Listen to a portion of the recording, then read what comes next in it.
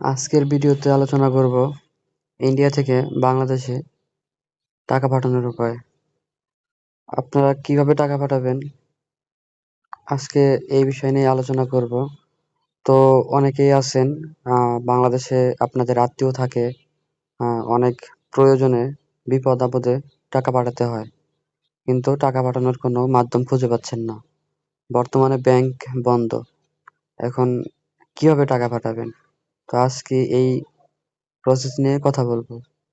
তো প্রসেসটা হচ্ছে, প্রথমে আমার থেকে PhonePe, Google pay, Paytm account নেবেন এরকম করে। তারপর আমার অ্যাকাউন্টে পেমেন্ট করবেন। পেমেন্ট করে একটা স্ক্রিনশট দিবেন টাকা পাঠানোর। এরকম একটা স্ক্রিনশট দিবেন।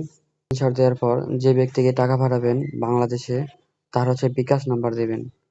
এভাবে বিকাশ নাম্বার দিবেন এবং আমি এখান থেকে পেমেন্ট করে দিব। আমার সাথে যোগাযোগ করবেন, এই স্ক্রিনে দেওয়া নাম্বারে যোগাযোগ করবেন। ধন্যবাদ।